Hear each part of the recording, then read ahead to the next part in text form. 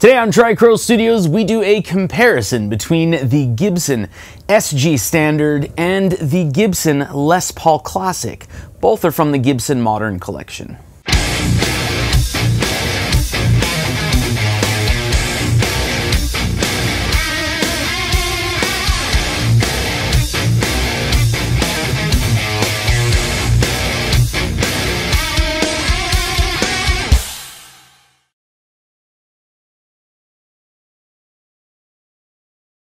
So I hope you read and understand the little disclaimer that I had right before I'm speaking. It's just very important to me that you understand that there's no YouTube video out there that's going to properly convey to you how a guitar actually feels in your hands or how you might bond with a particular guitar.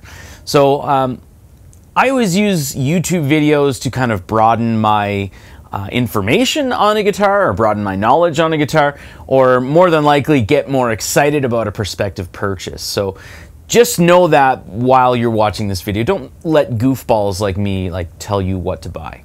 So I do have 5 sound samples in today's comparison.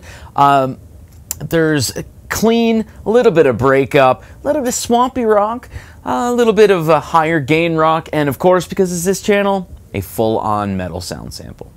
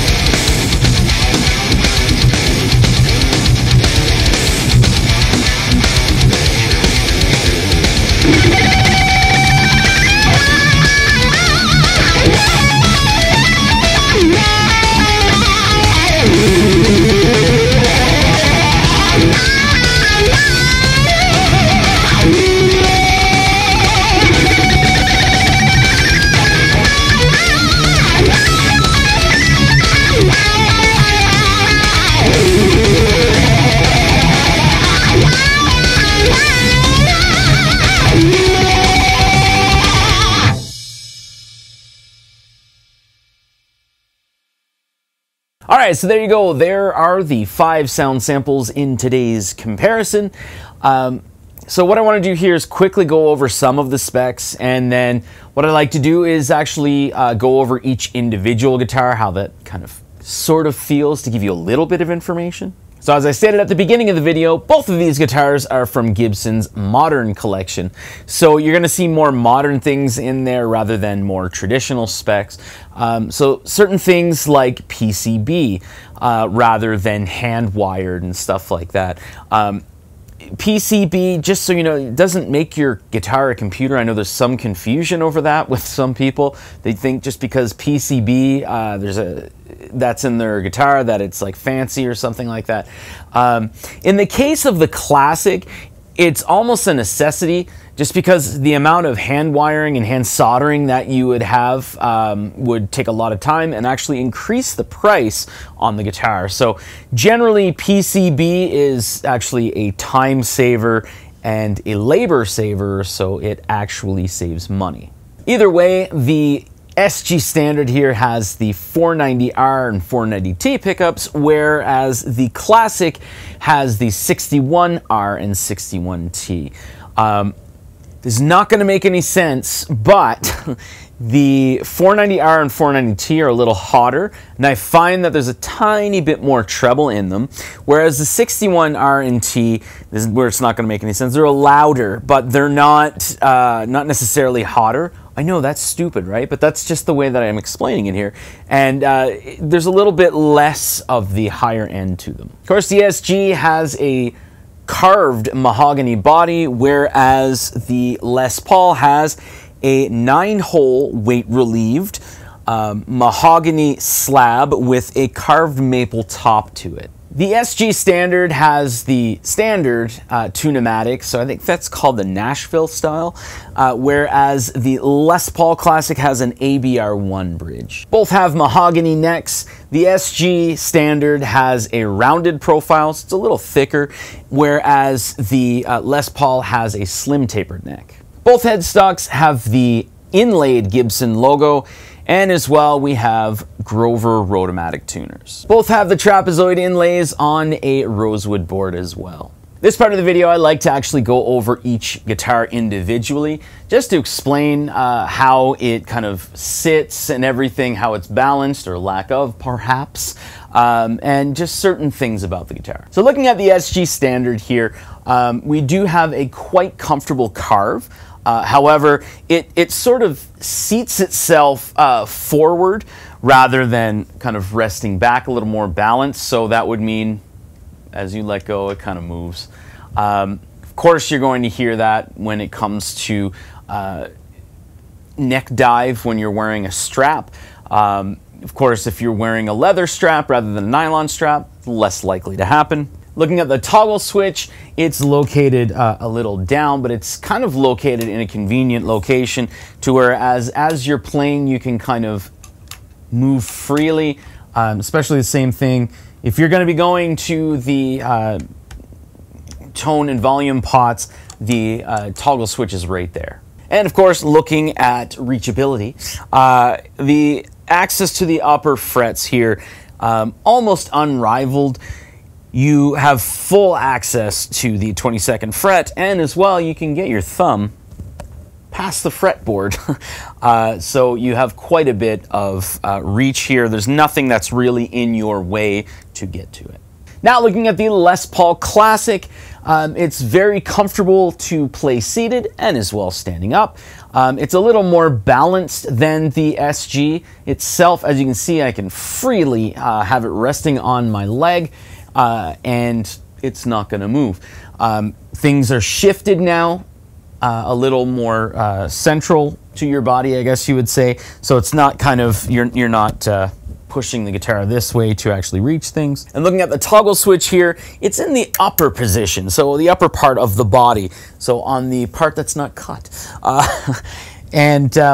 Some people find it a little awkward to reach when you're looking to change positions here, but I find when you're playing leads, at least, it's quite easy to actually flick things up, and your hand is sort of naturally in this position.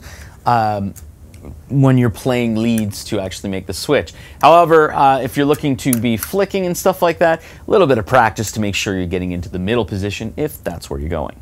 And as far as reachability, yes, you can reach the 22nd fret rather easily. However, we have a single cut guitar, so here's the cutaway. Here's the part that's not cutaway. If you are someone that likes to put their thumb close to, you know, like relative to where you are on the fretboard on the other side, you can't really do that if you're going up to the 22nd fret. And you do have to somewhat angle your hand this way in order to reach the 22nd fret. So, I mean, if you're going to be doing like sweep picking, which I don't really do, but if you're doing a lot of sweep picking, stuff like that, might take a little bit of practice. It may feel a little weird if you're going from an SG to a Les Paul. And that is the comparison between both of these guitars. Of course, both of these guitars do have the gloss nitro finish on them. The Les Paul Classic does come with a hard shell case, whereas the SG Standard comes with the padded gig bag, which is basically the same size as a hard shell case, and honestly may protect your guitar a little more, just because it is quite padded. Anyway, thanks for watching.